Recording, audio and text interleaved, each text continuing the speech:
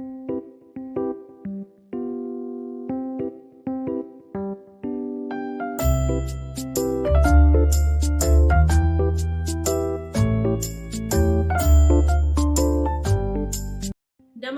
दोस्तों, कैसे हैं आप लोग और कैसे हैं सब लोग आपके घर में। आप सबका स्वागत है मेरे चैनल प्रियंका की दुनिया ब्लॉग और मेरी इस नई वीडियो में। देखिए दोस्तों, आज के समय में हर कोई किसी न किसी परेशानी से जूझ रहा है। चाहे तो घर में बीमारियां हैं, चाहे तो घर में बहुत ज्यादा कलह कलेश है, परिवार के सदस्यों की आपस में बनती नहीं है, या फिर धन संबंधी परेशानी है, कितनी भी मेहनत कर ले व्यापार चलता ही नहीं है, और हमारे रोजमर्रा के खर्चे भी पूरे नहीं हो पाते हैं। और अगर व्यापार चल भी रहा है तो हमारा जो धन है वो कुछ इस तरह की गलत जगह पर खर्च हो जाता है कि हमारे हाथ में महीने के अंत में कुछ बचता ही नहीं है। पति पत्नी में आपस में झगड़े होते रहते हैं क्योंकि धन भी तो कम होता नहीं है घर को पूरा चलाने के लिए। तो इस तरह की बहुत सारी परेशानी होती है और हम लोग सोचते हैं कि पता नहीं ऐसी क्यों हो रहा है, हम तो मेहनत कर रहे हैं, हम हर कार्य तो कर रहे हैं, लेकिन फिर भी हमारे घर में वो खुशियां नहीं है, वो सुख शांति समृद्धि नहीं है जो हम चाहते हैं। तो दोस्तों, इन सब चीजों का, इन सब दिक्कतों का, समस्याओं का कई बार जो कारण होते हैं ना, वो हमारे खुद के घर में ही होते हैं। जैसे कि घर में कोई वास्तु दोष हो गया या फिर नजर दोष हो गया, हमारे घर पर किसी की नजर लग गई कि देखिए इनका घर कितना अच्छा है या इनके घर में सब कुछ कितना अच्छे से चल रहा है, तो नजर भी होती है लोगों की, तो नजर दोष भी इसका एक कारण है।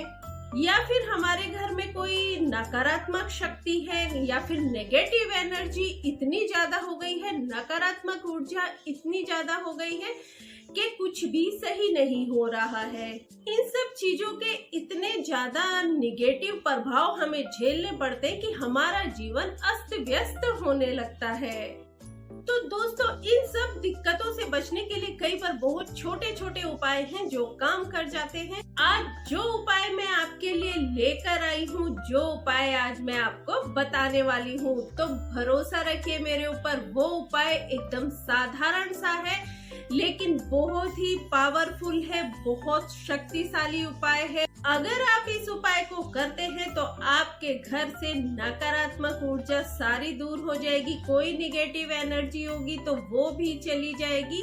तो अगर अभी तक आपने वीडियो को लाइक नहीं किया है तो एक लाइक जरूर कर दीजिए, और मेरे जो भी भाई बहन मेरे चैनल पर नए हैं वो चैनल को सब्सक्राइब जरूर कर लीजिए, क्योंकि मैं इतने छोटे छोटे आसान उपाय बताती हूँ कि ये उपाय आपकी जिंदगी बदल देंगे। और साथ ही बेल आइकन को प्रेस करना ना भूलिएगा ताकि मेरी आगे आने वाली वीडियो के नोटिफिकेशन आपके पास सबसे पहले पहुंच सके। और कमेंट में एक बार सच्चे दिल से जय माता लक्ष्मी जरूर लिखिएगा। माँ लक्ष्मी को याद करके आपके ऊपर माता लक्ष्मी की कृपा हमेशा बनी रहेगी।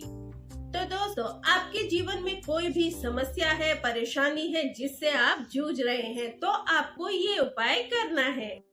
देखिए, हमारी प्रकृति में बहुत सारी ऐसी चीजें हैं जो बहुत ही महत्वपूर्ण है और अपने आप में बहुत ही पावरफुल है। अब हमारी प्रकृति में कुछ बहुत ही ऐसे महत्वपूर्ण पेड़ पौधे हैं जिनका अगर हम कोई उपाय करते हैं तो हमारे घर से बहुत सारी परेशानियां खुद ब खुद दूर हो जाती हैं। इन पेड़ पौधों में इतनी शक्ति होती है कि ये बुरी शक्तियों को भी हमारे घर से दूर करते हैं, नकारात्मक शक्ति को भी हमारे घर से दूर करते हैं, और कोई नकारात्मक एनर्जी हमारे घर में होती है तो उसको दूर करने की क्षमता भी इन पेड़ पौधों में होती है।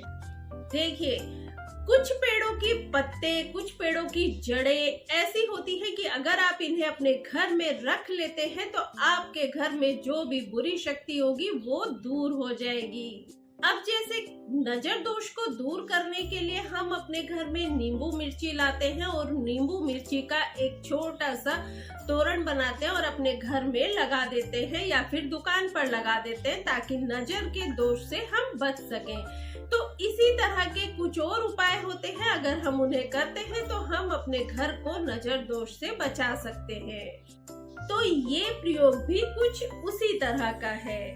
तो अब आपको करना क्या है, तो देखिए, किसी भी सोमवार को, चाहे वो शुक्ल पक्ष का सोमवार हो चाहे कृष्ण पक्ष का सोमवार हो, सोमवार के दिन आपको सुबह उठना है।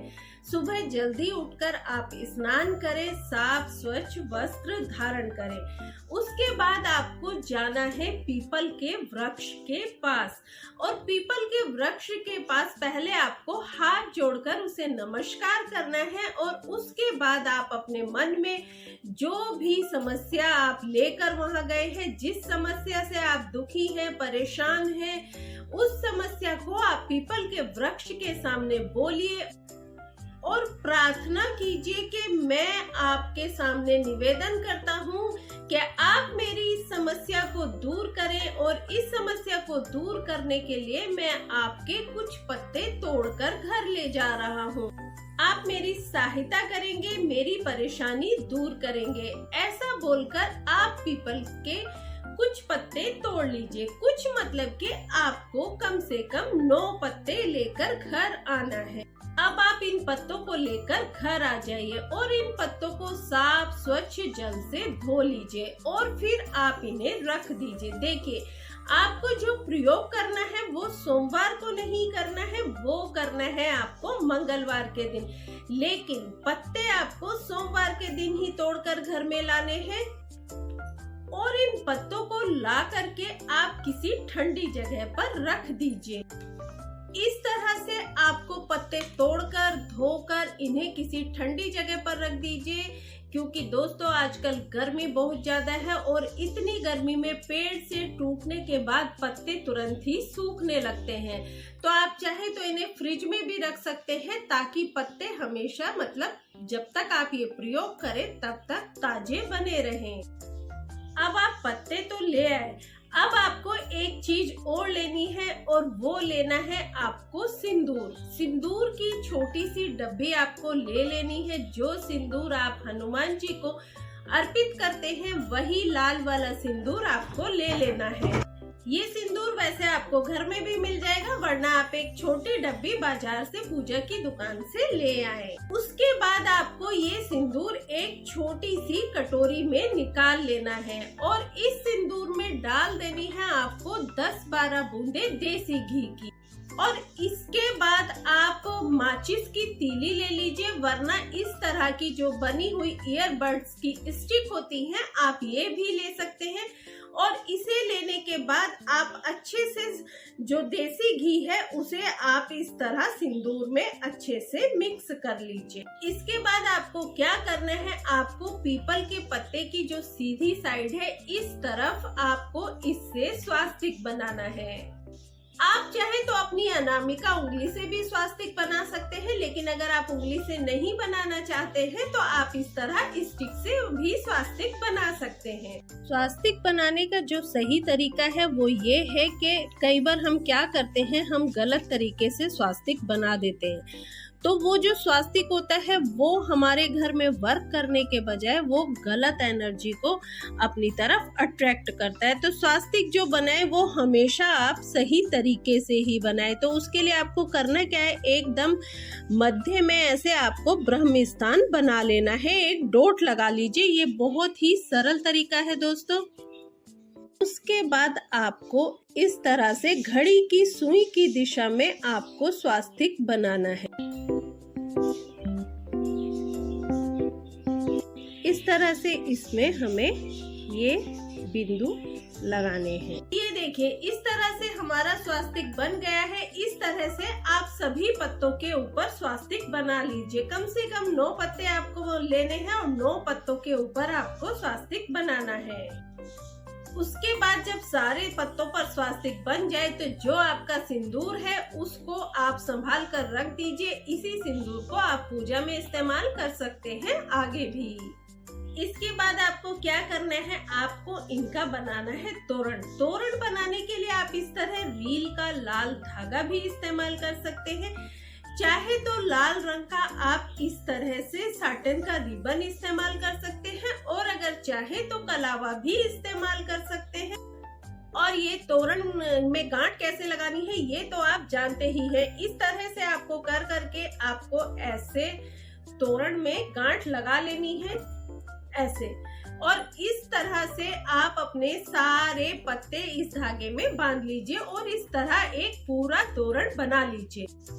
अब इस तोरण को आप मंगलवार के दिन जब सुबह उठे तो सुबह उठने के बाद स्नान करके स्वच्छ वस्त्र धारण करके आपके घर का जो मुख्य द्वार है जहां से सभी आते जाते हैं, मुख्य द्वार पर आप इस तोरण को बांध दीजिए। तोरण को आपको दोनों किनारों पर इस तरह से बांधना है कि आपके घर का पूरा मुख्य द्वार इससे कवर हो जाए, ताकि जो भी व्यक्ति आपके घर आए या घर से बाहर जाए तो इस तोरण के नीचे से होकर ही वो जाए।